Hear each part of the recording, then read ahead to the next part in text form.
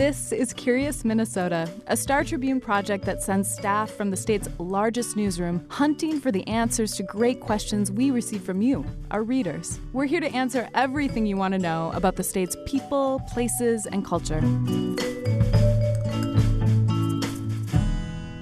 Welcome to Curious Minnesota. I'm your host, Eric Roper. Today we're delving into a fundamental Minnesota question. How did Minnesota become the Gopher State? From the university's Goldy Gopher to the state fair's Fairchild mascot, Minnesota has embraced this rodent as one of its core state symbols. But why gophers? Reporter Mary Lynn Smith joins us to talk through the details. We've referenced some historical illustrations and newspaper articles in our conversation, and I will leave links to them in the show notes in case you would like to check them out yourself. Hope you enjoy the show. All right, I'm here with Mary Lynn Smith, who wrote this story for us in October 2019. So, Mary Lynn, let's just set the stage to start with. We talk about Minnesota as the Gopher State. Are we officially the Gopher State?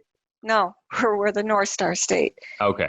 That was set in stone in 1861. But Gopher State is sort of our informal nickname. It's sort of a colloquialism that's existed for a long time, right? So it goes back to the 1850s. Gophers were pretty plentiful in the state, and they were also a nuisance to farmers because they burrowed deep into the ground. They created mounds, so they were pretty notorious in that regard.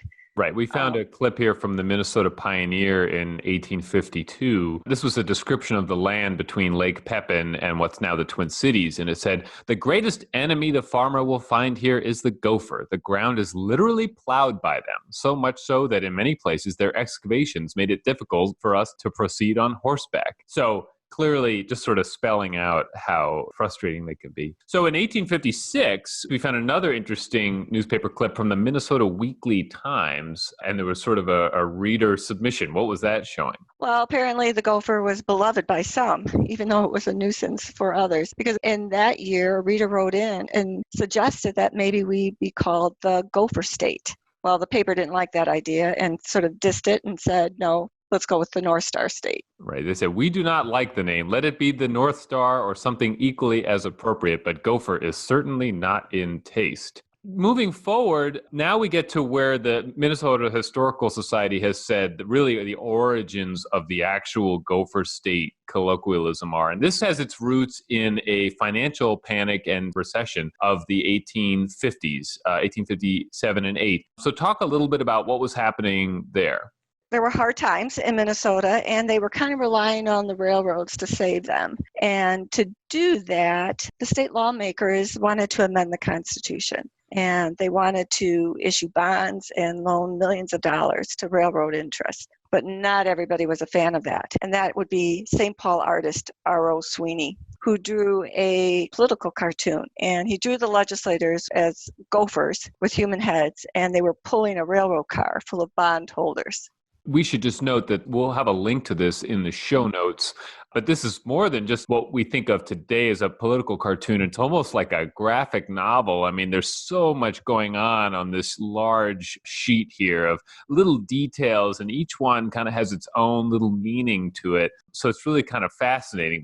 The Minnesota Historical Society has really pinned the origins of that nickname on this political cartoon. And we can see in the Star Tribune archives, in the 1870s and things like that, that Gopher State starts to come into the phraseology of newspapers. So, for example, 1874, on the 4th of July next, a meeting will be held in this city for the purpose of organizing a Gopher State Amateur Press Association. Things like that. You start to see like a baseball team named the Gopher State. Now, Mary Lynn, if we fast forward to the 1940s, the University of Minnesota wanted a mascot, and so I guess logical to look then to the Gophers. Is that right? Yeah, and so they hired an artist, George Grooms. He was commissioned to draw the gopher mascot. And so he was traveling through Minnesota, and he stopped at a wayside with his wife. And there was this rodent that kind of was scampering about. It had stripes on it. His wife was feeding it. And so he started to sketch it. And that's sort of how Goldy Gopher was born. from that encounter there at the wayside. Mm-hmm. Now, your story really delved into the species identification here, because it's not so simple just to say that Goldy Gopher is a gopher. We call him a gopher, but there are some telltale signs about his appearance that if you're familiar with the species, you would say, that's not quite what a gopher looks like. Same thing with that cartoon in the 1850s, right? So what are the issues there? Right. So if you look at the cartoon, the gopher there has stripes. They have stripes on their bodies. So if you look at Goldy Gopher, his tail has stripes. If you go to the state fair mascot, Fairchild, has stripes also on his tail. The problem is that gophers really don't have stripes. There are rodents in Minnesota that do. The 13-line ground squirrel has stripes on his body. The chipmunk has stripes. When I called the University of Minnesota experts who know about rodents in Minnesota, they believe that Goldy Gopher is really a 13-line squirrel. A 13-lined squirrel? That's right. And so that's just another rodent that looks a lot like a gopher? Yeah, they're all very cute, beady-eyed little creatures that run around the ground. And the researcher that I talked to thought, well, it's a 13-line squirrel, but no harm done, right? It was just a case of rodent misidentification.